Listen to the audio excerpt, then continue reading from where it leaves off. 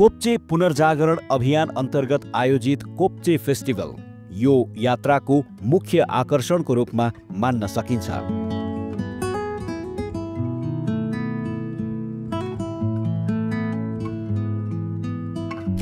जसले धनकुटालाई पर्यटकका लागि तयार ओरेन्ज सिटीको रूपमा प्रस्तुत गरेको छ।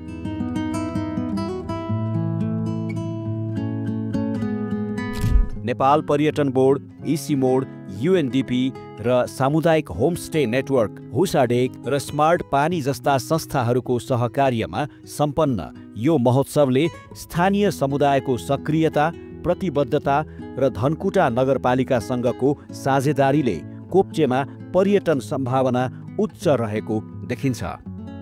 फेस्टिभलको अवसरमा आयोजित सुकुल संवादमा स्थानीय रामबहादुर श्रेष्ठले कोप्चेबाट सरकारी कार्यालय सरेपछि गाउँ सुनसान बनेको तर स्थानीयको प्रतिबद्धताले परिवर्तनको यात्रा सुरु भएको बताउनुहुन्छ।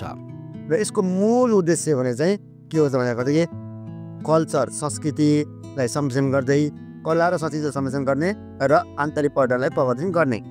त्यही हिसाबले चाहिँ हामीले 2079 सालपछि हामीले 80 सालमा पहिलोचोटि कोप्चे फेस्ट भनेर गऱ्यौँ। हामीले त्यो पैसा 81-80 साल वैशाख 1, 2, 3 मा गऱ्यौँ र त्यति गर्दाखेरि हामीले यस्तो फिडब्याक पायौँ कि हाम्रोमा अलिकति इकोनोमिक ट्रान्स हामीले पढे जस्तो भयो।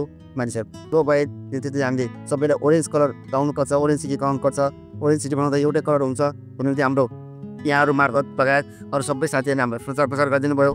नेपाल पर्यटन बोर्डकी वरिष्ठ अधिकृत सिर्जना नेपालीले बोर्ड अब क्वान्टिटी भन्दा पनि क्वालिटी केन्द्रित दिगो पर्यटनमा लागेको र युएनडिपी सँगको सहकार्यमा दिगो पर्यटनका आधारहरू सुदृढ गरिरहेको बताउनुभयो।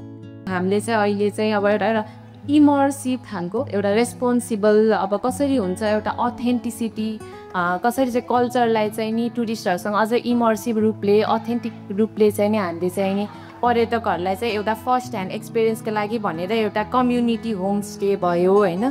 त्यसरी चाहिँ नि एउटा कम्युनिटी लेड टुरिज्ममा चाहिँ अझै पनि अहिले चाहिँ हामीले फोकस गर्दै गइरहेको छौँ। अब हाम्रो काम चाहिँ प्रचार प्रसार भएको कारणले अब रिसेन्टली अहिले हाम्रो लन्डनमा प्रोग्राम भएको थियो वर्ल्ड ट्राभल मार्केट लन्डन, त्यसमा पनि हामीले धनकुटाकै बारेमा चाहिँ नि अलिकति कम्युनिटी होमस्टे नेटवर्कको बारेमा चाहिँ हामीले कुरा पनि गरेको छौँ, मिडिया ब्रिफिङ गरेको छौँ। सिएचएनकी प्रतिनिधि पुनम गुप्ताले धनकुटामा पर्यटकीय गतिविधिले यहाँका सम्भावनाहरू उजागर गरेको उल्लेख गर्नुभयो। यही धनकुटा म्युनिसिपालिटीकै सिकाइबाट चाहिँ हामीले अहिले 5 वटा अरू किनभने हामी कम्युनिटी होमस्टे नेटवर्क चाहिँ नेपालभरि फैलिरहेका सामुदायिक होमस्टेहरूसँग काम गर्छौँ र यहीको सिकाइबाट चाहिँ अहिले हामीले लगभग नयाँ 5 वटा लोकल गभर्मेन्टहरूसँग सहकार्य गरेर चाहिँ पर्यटनहरू प्रवर्धन गर्दैछौँ। सामूहिकता, पहिचान पुनर्स्थापना र पर्यटन केन्द्रित विकासका लागि कोप्चे पुनर्जागृत सहरको रूपमा नमुना बन्नुका साथै स्थानीय नेतृत्व, युवाको सहभागिता र संस्थागत सहकार्यको यस्तो संयोजनले धनकुटाको ओरेन्ज सिटी पर्यटकको स्वागतका लागि पूर्ण रूपमा तयार भएको सन्देश दिएको छ।